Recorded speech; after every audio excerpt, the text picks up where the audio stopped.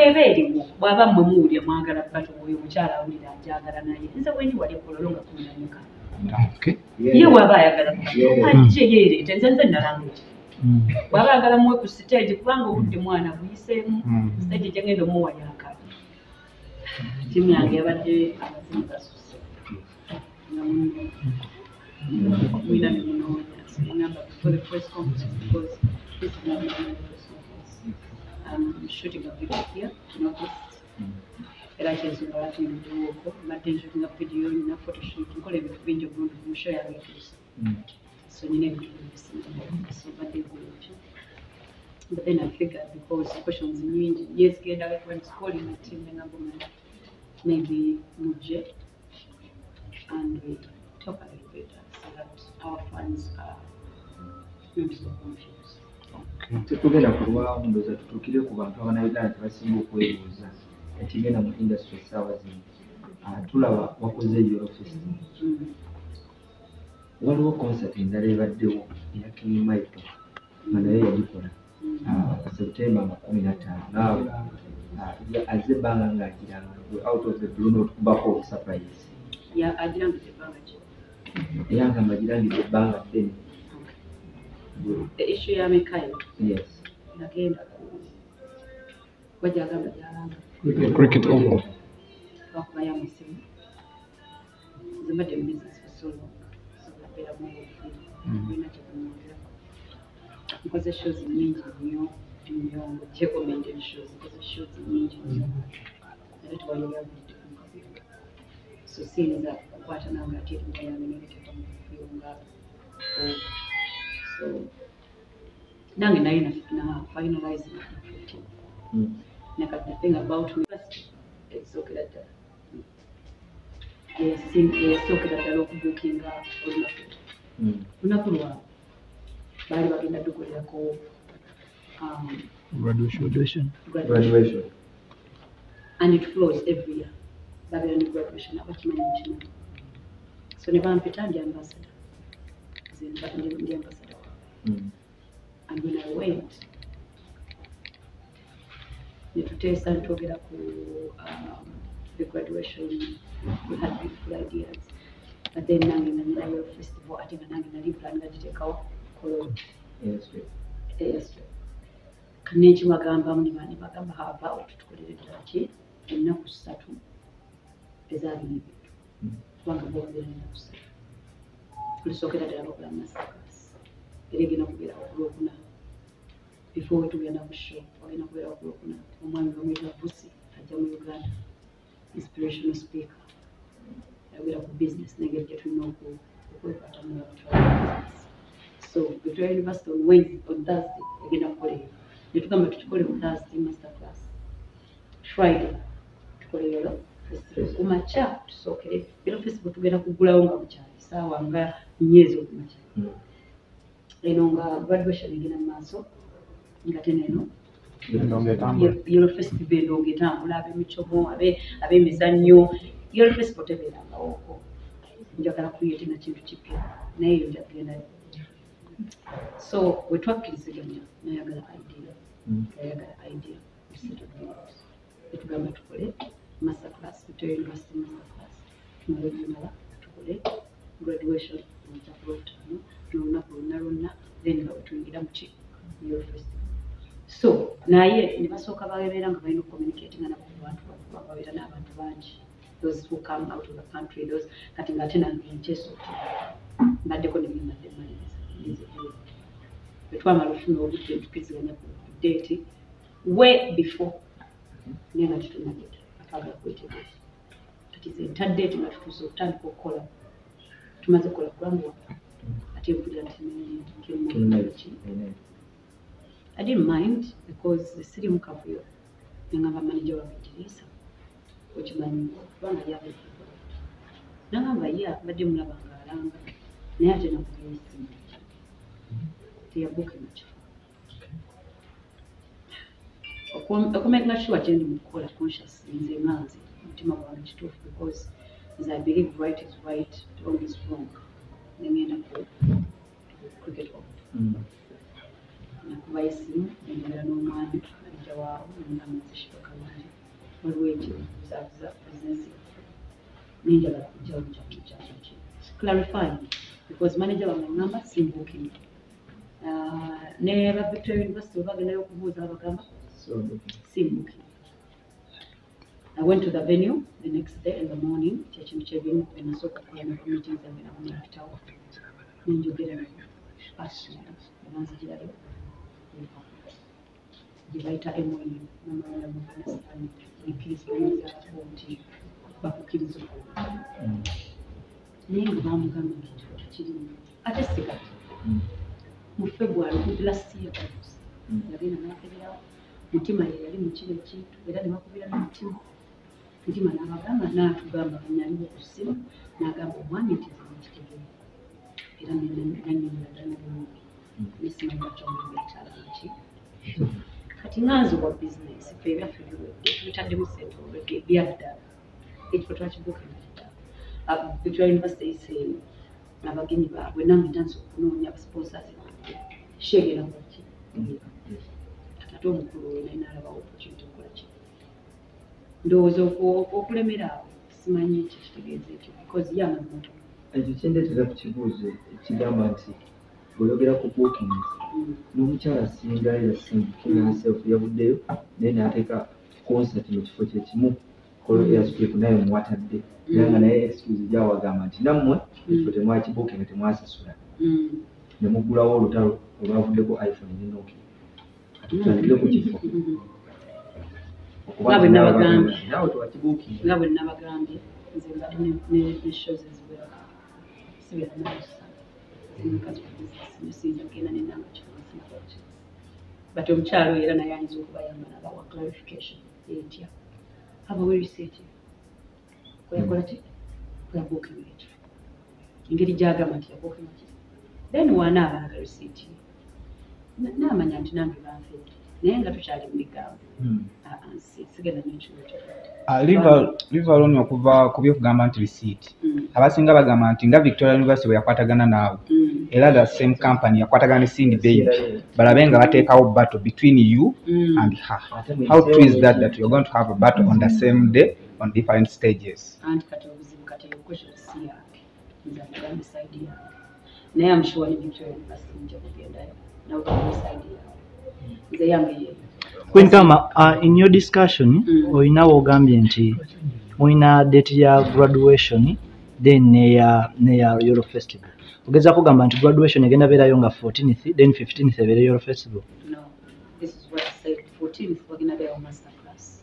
Mama Lucy ayogera international business people agenda kujja beera master classes naye nga zipresenting kwa Victoria University. And nange kenyini ali wano ndi ambassador wa Victoria University.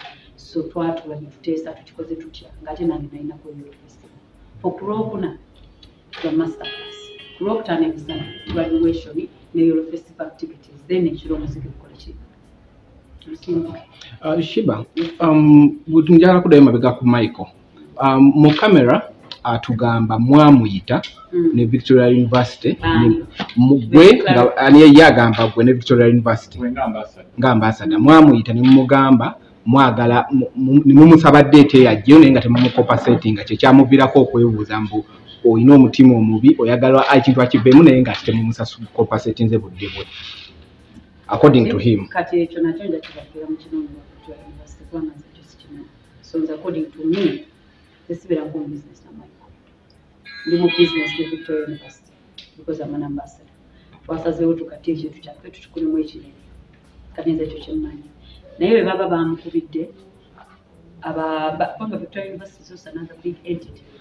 So yinza okuba nga yasalawo n'egamba omanyi ki abantu bo bali official kati clarifying ekintu kyo ndi bamukubira ate nabo okumanya okumwebuuzaako nti kituufu olina olunaku luno ye yennyini n'abagamba nti gyeruli ate ne baddayo okukebera nti nga teri ki lunaku mwali mwagala Victoria University gweoyinza okompasetingira ekitali please it's business so okwo kuyiiyayiiya kuliwo naye abantu be bali kugezaako okuyiiya banamu business oyogedde ku kyali siiti omuntu ajja kuddawo yeebuuze gweyiyeeyo anti nze engeri gye nabagamba nti nze nasooka okulanga ku kololo setakatula kabisi nze nasooka okulanga kati eyazzeeko n'agamba nti yeyabuukiriza sinnagambako nti waliwo atanabuukira naye yagamba nti waliwo atanakola ki wagirayo ye ekiraga nti yeyakoze ki kubanga nze nasooka okulanga.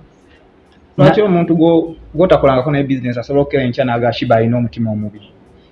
Ekyo kya bulijjo maani siriwoona eno okugezaako kuyigiriza abantu ngeri yakweyisa.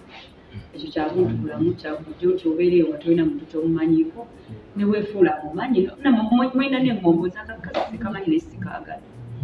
So kya bulijjo ekyo naawe wennyini ekyakimbuzisa waliwo omuntu atakwagala nga tetolina kyewamukola tenaawe olina gwotayagala atalina kyeyakukola.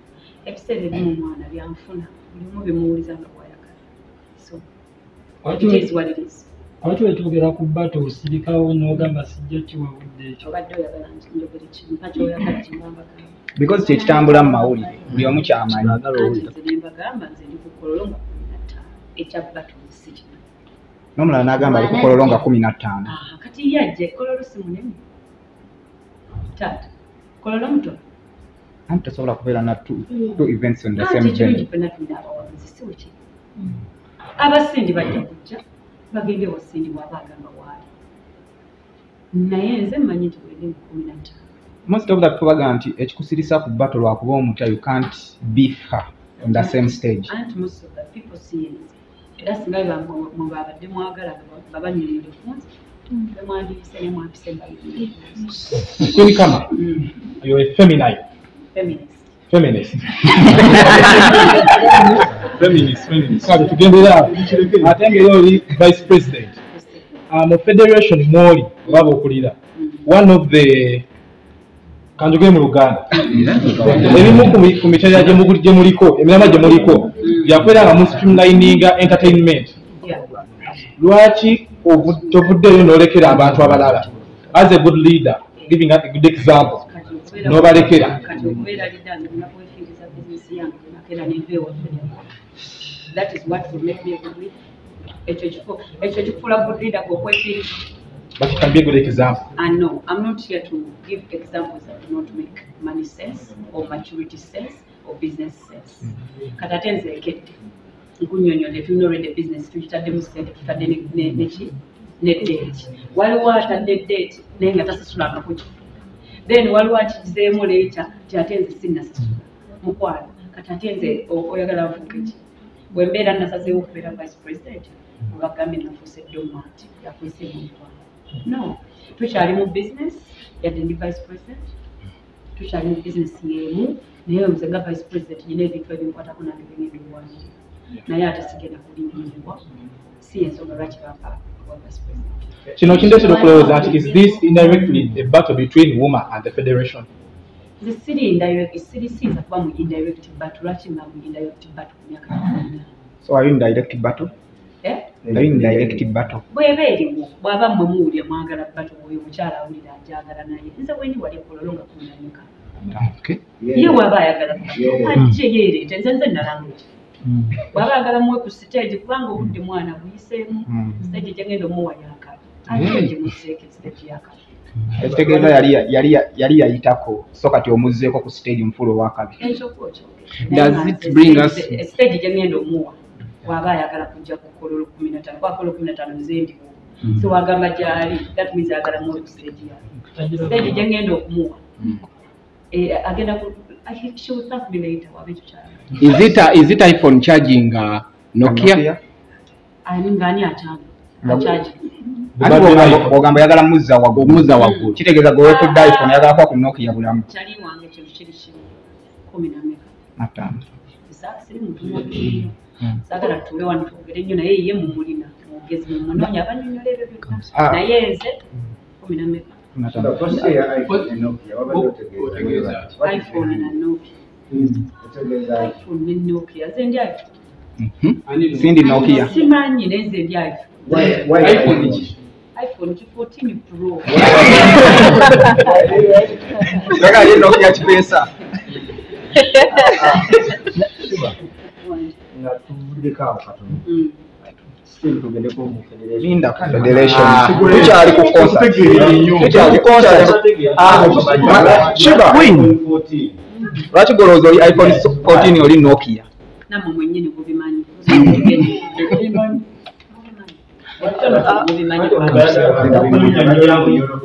Abajja mu Yolo Festival. Mumanyi omuntu ali untalented but nga yakubye emyaka 10+. Soka ekyo kirowooza. So you believe you untalented? Omuntu wagamba nti oli untalented ate ng'okubye emyaka 10 omuto aba alina naye okwerowoozaako nti ye talent ng'ate ali untalented akubye emyaka ebyo. Ate era nga n'essaawa eno ali untalented gwanoonyaamu attention okufuna talent ye okutumuka kwegamba. So tulina okuwa respect where's due. So Cindy essaawa zino akunoonyaako attention. Of course nze ndiko buli abaayo akajja aba anoonya kunza attention. Nze mbeerangako abantu bakifunamu.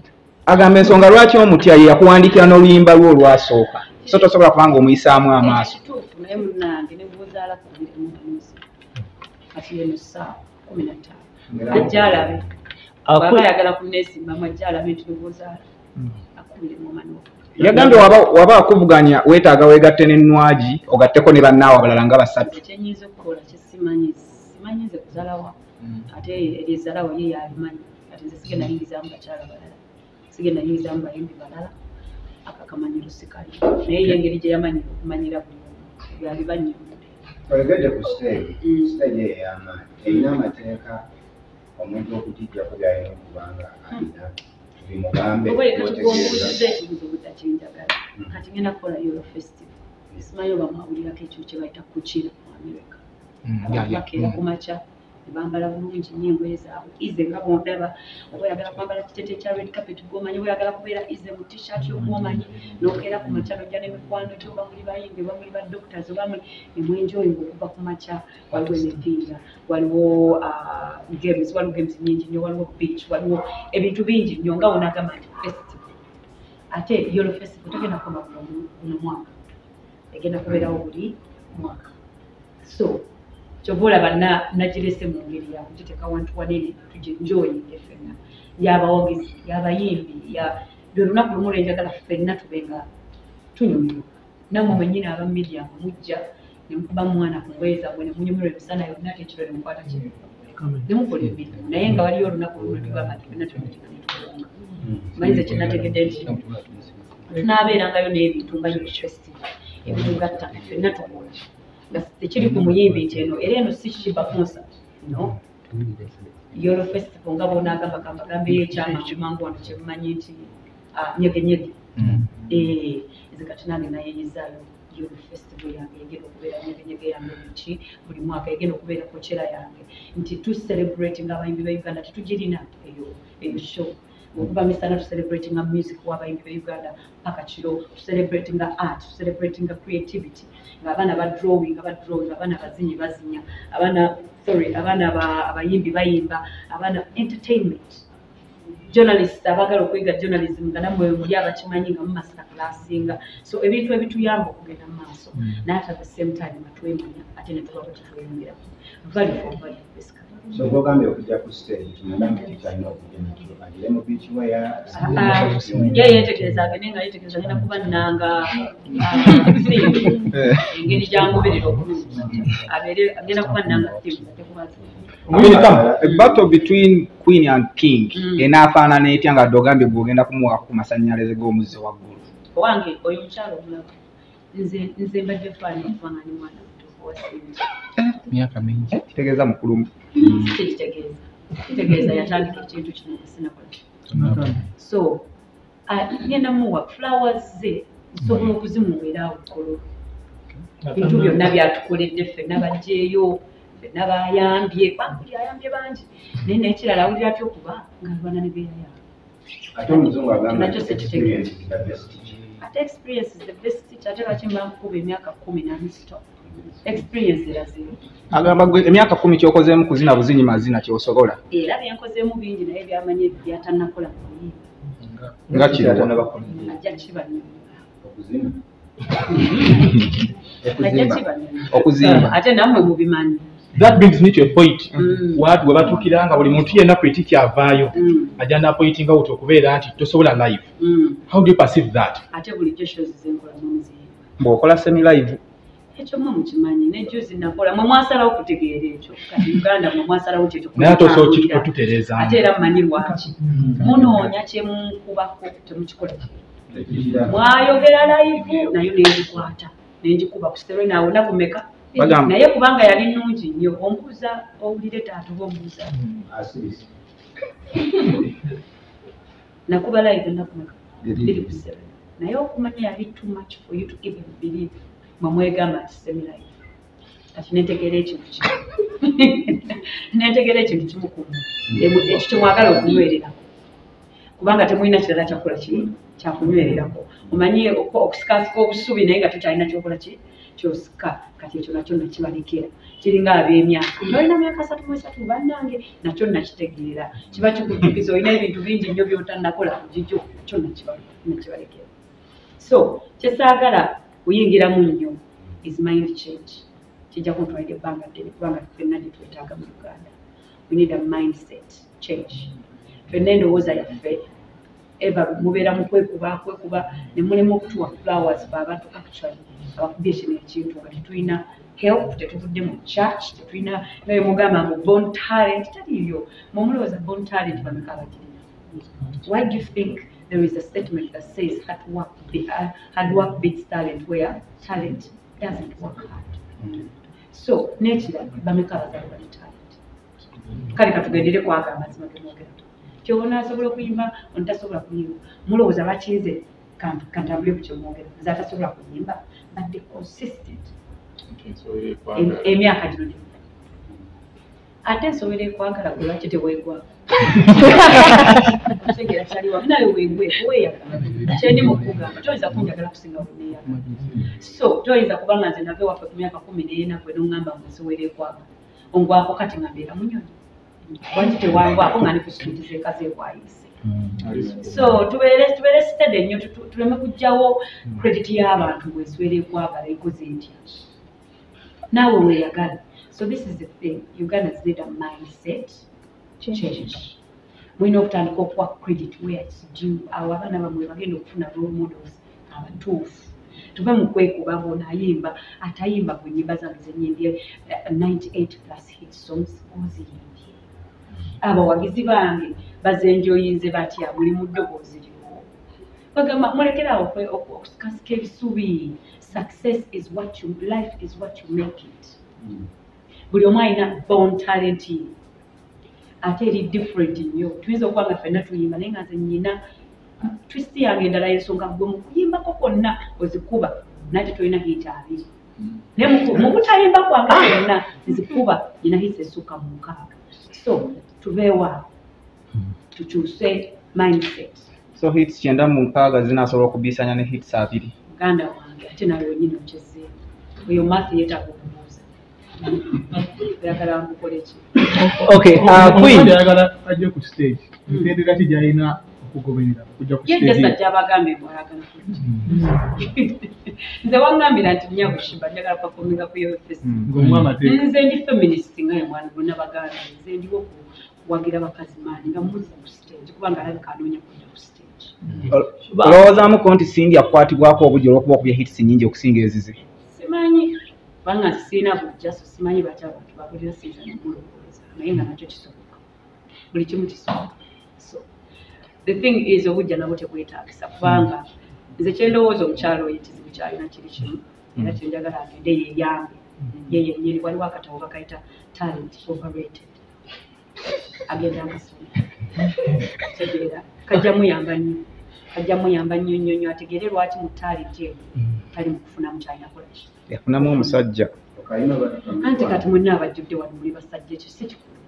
Mulimu n'abakyala bafaanana. Naye muli basajja temuli mukwogeramu bannanga ate n'ekirala ekintu ky'abasajja temukireetanga nti eyo nayo achievement omuntu gy'akola. Buli mukazi ku nsi alina omusajja, buli mukazi ku nsi ne wabeera ku street olaba raping abalabi ku street n'omusanga ng'omulabi yazadde sekyokuba n'omusajja ewakaba naye temukifuula nti akivu buli mukazi asobola okuba naki nze kati ate ndi mukyala asobola okukola buli kimu bbaawo byatasobola kutuusaawo ekyo bakiyita ki funyemu n'abaana anti ye yakola n'embaga ate nze noonya mbaga kisinzira kunoonya ki mu nsi Okay. noonya mbaga nze noonya namulala Sheebah ky'oseegeza nti weetaaga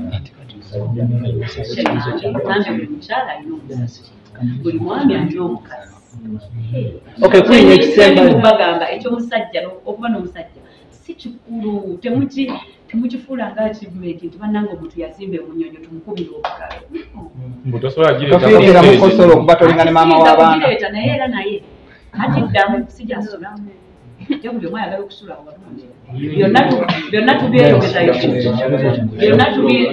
byonna tubyeyogezayogeza naye okusula obulungi kintu kikulu Queen, olina ekibuuzo ky'obuusizza amaaso ekya mwami Masembe ate nga kyekibuuzo ekikulu ekituleese wano. King Michael yajja mu kamera ng'ayogera alina show tatulaga ipapula.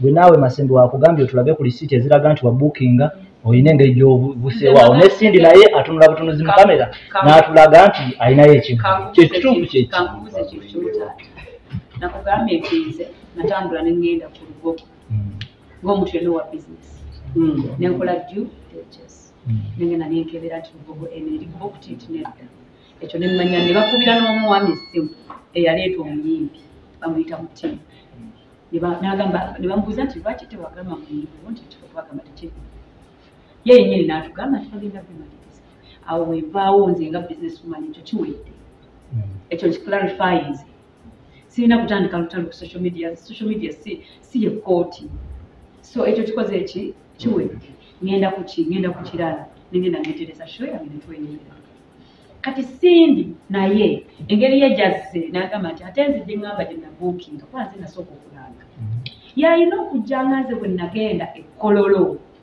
n'aclarifying bwe nagenda cricket off ne clarifying naye alina okujja gye munda aclarifying ekuba nga nze mbadde clarification yange ku Michael kati naye alina obba clarification ye nze nkategedde naye era tekamala tofiiringa musobola okuba tolinga maama w'abaana mu bbata eno kuba ye muzadde w'abaana buli ayimba azaala buli ayimba tazaala ebyo bikwataganya wagooli munnamawulire buli akola omunnamawulire muzadde naye kennyini talina wadde omulemu bane tubuuze ebintu ebiruma oli vice president mwavaayo ne mugamba nti mu meeting ye temwagala mba manager netulabamu manager beta mwali tumanyi kyakolamu omukulu Mamuli Katumba yavaayo nakulimira era n'abayimbi abamu bali eyo bagamba nti oyitiriza nnyo obukamwe n'obwa arrogance ne fugebu twagala clarifying ku nsonga eyo era Mamuli Katumba lwaki naye